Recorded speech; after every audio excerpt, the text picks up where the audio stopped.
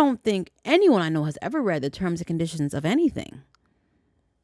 We could be agreeing to give away our organs for free and not even know it. I don't like where this is going.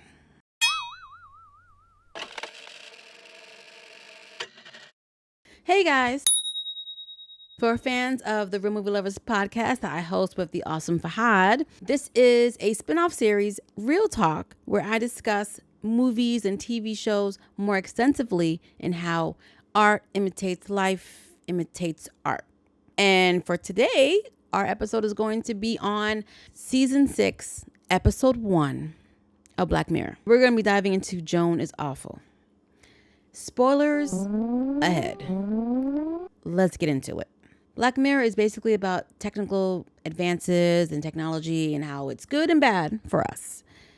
Some episodes are nice and sweet. Some episodes are dark. This one was a bit of a combination. It was funny as well. We open up on Joan, played by Anne Murphy, who has questionable hair taste, in my opinion. I mean, the blonde streaks aren't really doing it for me, but it does make her stick out and is a focal point for me throughout the whole episode. So we see that Joan lives in an awesome house. She has a great fiance named Krish who is cooking for her, serves her food. Yes, please.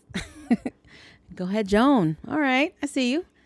And then she gets a couple of interesting text messages, a little shady. And that's kind of the end of it. She kind of just ignores them. So we find out that Joan basically works as a middleman for one of those faceless, nameless corporations. And she has to basically fire somebody because you need a fall guy. That's what the middlemen are, or person, the middle people.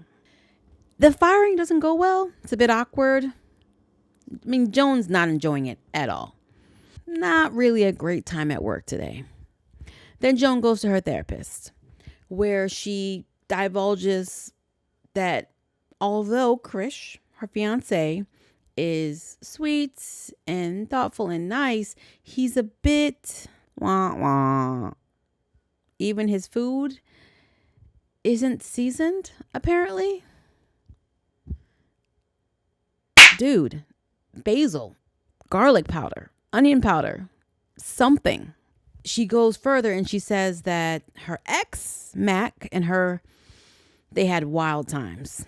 And it was pretty steamy. She isn't all the way over him.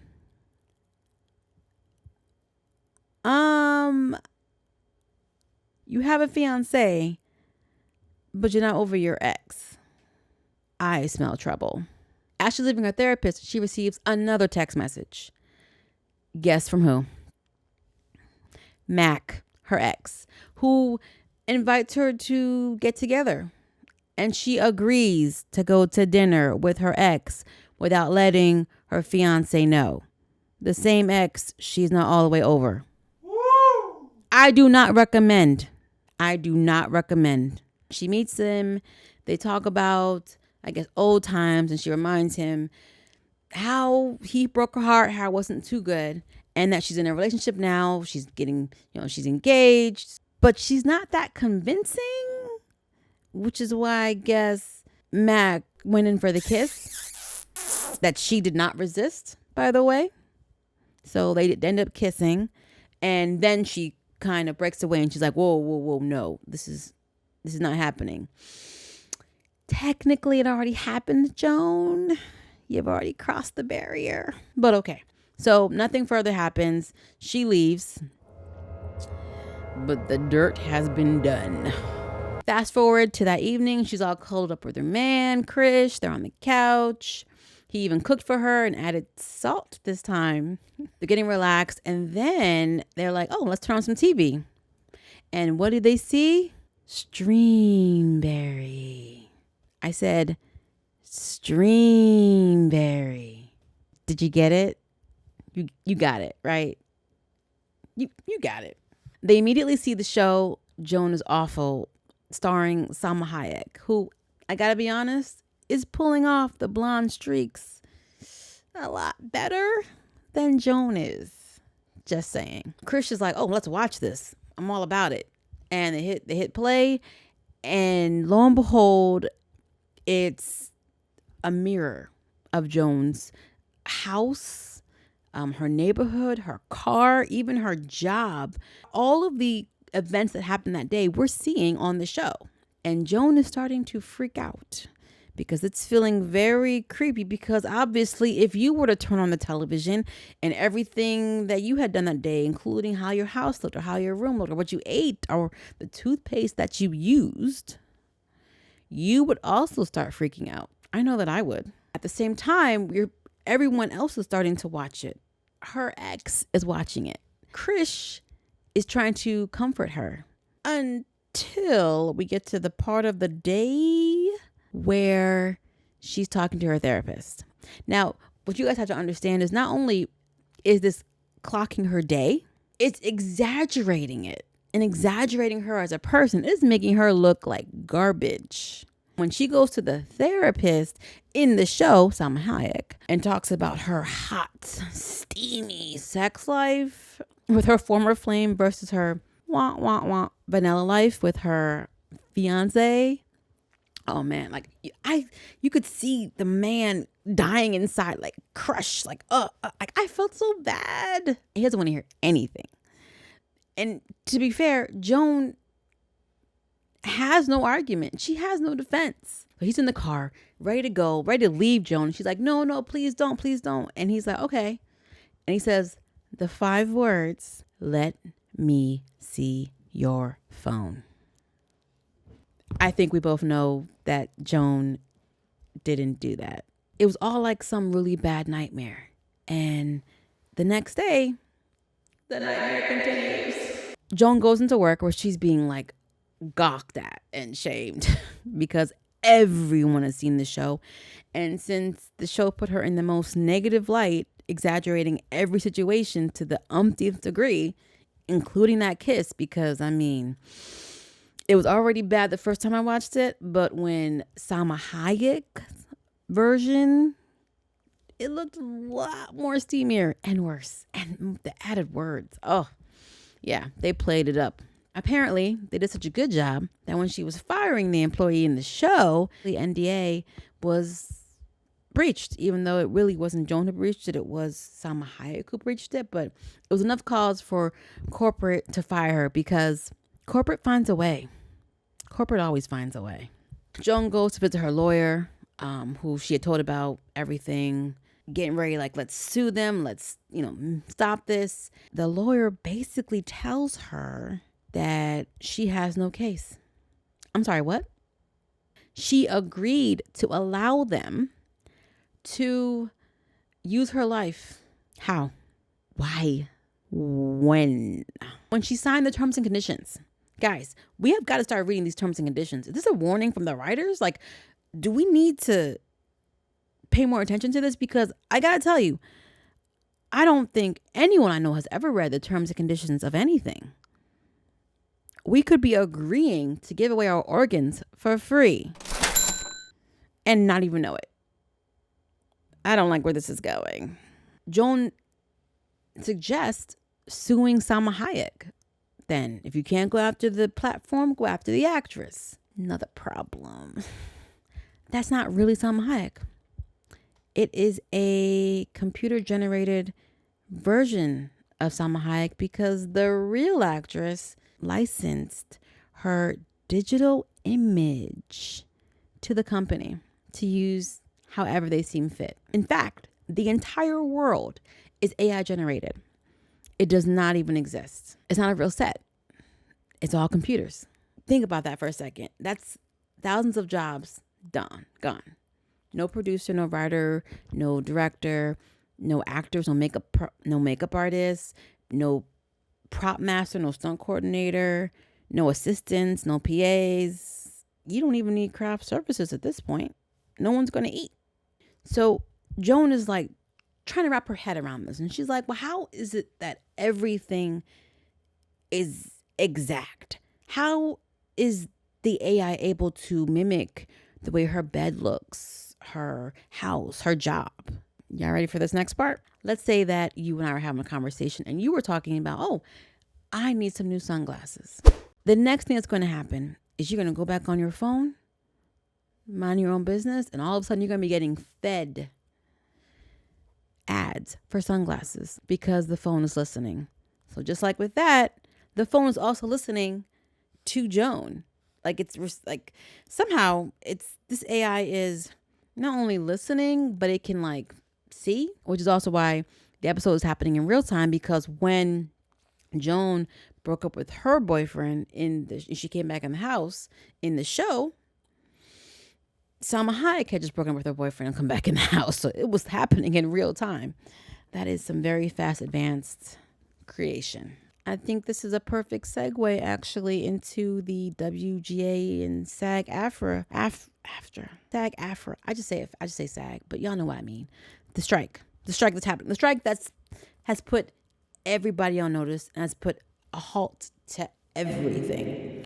One of their stipulations is the use of AI and how they're trying to kind of cut out creators with it. There have been ideas being floating around about having an AI create an entire show and then hiring just one writer to come in and edit it. And as efficient as that sounds, the truth is that having a writer's room with people from different backgrounds, different experiences, different insights coming together to write, it really brings great character development, originality into the series, into who these people are. Not that one writer alone isn't talented, but you do get a better feel for a world, especially if we're talking a television series, multiple characters being written and explored.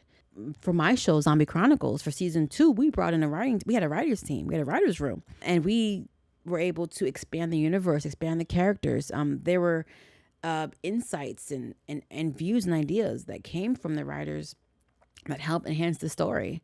So I am a fervent supporter of this. Just saying. But that's just on the writing end. On the acting end, what they want to do is scan actors. Maybe not to the level of Will Smith, but who knows? More of less known actors.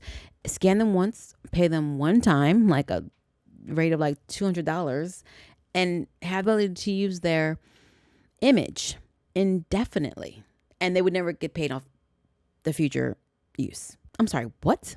So you would scan me, pay me $200 if I were an actor, and then put me in Jurassic Park 10 in the background, but I don't get paid for that because you own my image now and you already paid me the one little time. If you don't think that's madness, I don't know what to tell you, but that's what they want to do. And as a matter of fact, they've already started scanning actors. Okay, I know I got on a bit of a tangent here, but I did forewarn you that this was a segue. All right, let's segue back in. Bottom line, Joan is f***ed. My girl lost her fiance, Krish. She lost her job. The way things are going, she may eventually lose her house. She's kind of hated and known everywhere at this point because everybody's watching Streamberry. So where does she go? Ex-boyfriend Mac. Joan is emotional. All right, she's going through a lot right now, and they start making out. Things start getting hot and heavy. Bedroom. Doesn't happen. He can't perform. Poor Joan. She can't even blow off no steam. Can't even get none at this point. My girl is destitute. She gets an idea. A nasty idea. The next day, Joan literally purchases like a bag of cheeseburgers from some fast food place. Like 5 or 6. And she eats them. Like struggles, but she eats them, and then follows it up with a bottle of laxative, throws on a cheerleader's outfit, heads down to a church, and in the middle of a wedding ceremony, lets loose in the middle of the aisle. I know she's desperate, but I don't know if I would have been desperate enough to do this. However, I'm not in this situation, so I cannot speak. She gets arrested. And my girl's laughing because she's just like, Salma Hayek is going to hate this. Her plan works. Salma Hayek is livid. She goes to her lawyer and is like, okay, we're suing them. We got to do something, blah, blah, blah, blah, blah. And the lawyer basically relays to her the same information that was relayed to Joan. You agreed to this. You're screwed. Can't do anything. Hands tied. So Salma Hayek goes and finds Joan and goes to her house. Salma Hayek and Joan sit down and have a conversation. This conversation feels like it's the writer calling out everything that is wrong with streaming. Almost like a call to arms to gear up, which is interesting how this episode drops in the middle of a writer and actor strike. Almost as if it was planned. One of the more memorable lines from their conversation is when Salma Hayek says, they have taken 100 years of cinema and diminished it into an app. They're being real clear right now. So the two women realize that the CEO, Mona Javadi, is the problem. She is the one that's fueling this show. And they're like, oh, we got to take her down. So they go and they manage to sneak into Netflix. I'm sorry. I mean, Streamberry headquarters. Can we just admire how at 56, Salma Hayek is pulling off a yellow jumpsuit flawlessly? They managed to sneak into the office of Mona Javadi, our villain, who is conducting an interview with a reporter and expressing her happiness over the success of the show. And the reporter points out, why so negative? Why can't it be more enlightened and happy? CEO Mona says they tried that. Brian is awesome. Didn't go well. Didn't track well because apparently we as an audience respond more to drama, to tragedy. I mean, have you seen the reality show options out here? Makes sense. In her words, the mesmerized horror of the things that would scare us or alarm us or the things we don't like about ourselves is what holds our attention even more. And she expands that they plan to do a version of Joan is Awful tailored specifically to each of one of the 843 million subscribers. Everybody getting their own show. Fortunately for Joan and Salma, they overhear her saying that the machine that governs all this and creates all this is just down the hall. So that's where the ladies go. And they run into Michael Cera, who isn't really a security guard. He kind of like, just mans the shows. He's in front of a bunch of screens. His character name was Beppe, so not really much to go off of. But I kind of like the name Beppe. And it is him that gives us our plot twist for this episode. Y'all ready? He informs Joan that she, in fact, is not the real Joan. Bruh. She herself is a AI created character. Her world is AI created. And she is depicting the life of Source Joan, the real Joan. Did y'all get that? Y'all probably got that. Y'all probably quicker than me. Basically, there are layers. So the real Source Joan has been watching this Joan 2.0, Annie Murphy, depict her life. We've been following a fake simulation the whole time. We haven't been following the real life. Boom, nailed it. Joan 2.0, who I'm going to call her now from now on. Joan 2.0 gets an axe. She gets inside with the machine, and they're like, don't do it. You're gonna destroy thousands of AI created characters like yourself who think that they're real. Joan 2.0 is standing there. She's thinking, she comes to the realization that if I'm standing here, that means that the real Joan stood here and she already made her choice. This is her choice to make. And then she's like, she made her choice and she destroys the machine. And then we kind of see as she's destroying it, her physique, her image is changing. It's like digitally changing to show the different worlds that are being affected as she's doing it. And then we get to meet Source Joan, real Joan, who is being taken away by the police for destroying Streamberry property. And we see her celebrity partner in crime, Anne Murphy. I know I've been saying Anne Murphy and it's Annie Murphy. Sorry, Annie Murphy. Roll credits. Now, there are some during credits scenes where it shows get to see the source, Joan. She is out of custody. She has a house arrest anklet on, and she's sitting in her therapist's office talking, and the therapist asks her, do you now feel like the main character in your own story? And Joan says yes.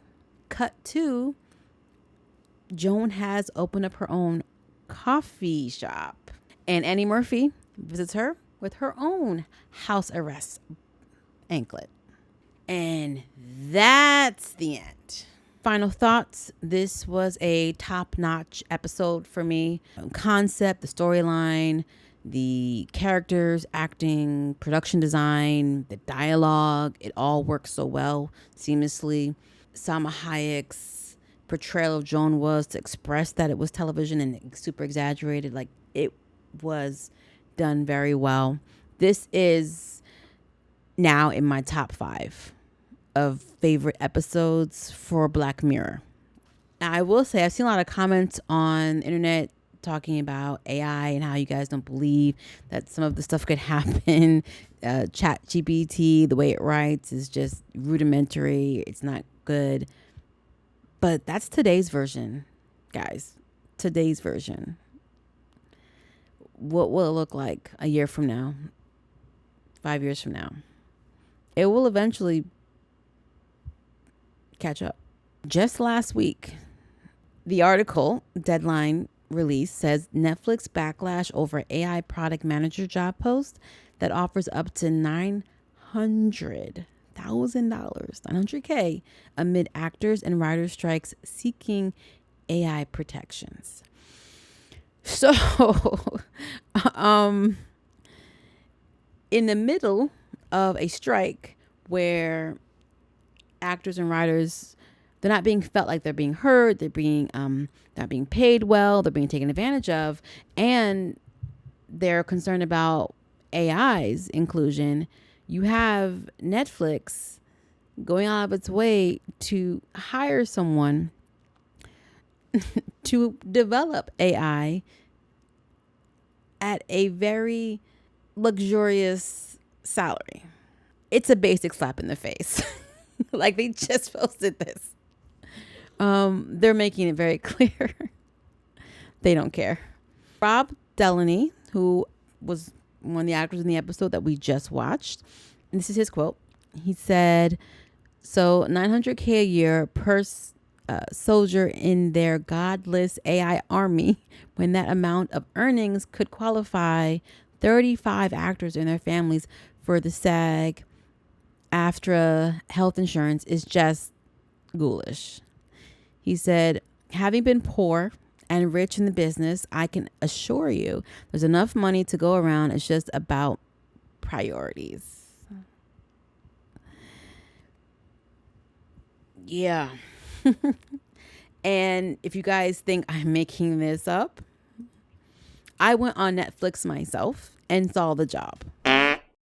It's real, guys. It's real. They're coming, and maybe you guys don't even care. Some of you maybe don't even watch TV or movies that way. You don't think it's important, but AI ran through the music industry and changed that. It's running through the entertainment industry. Like, it's going to run through all the industries. And to be fair, it has affected us even before, because think about factory work and how many jobs that used to provide. So it's not new.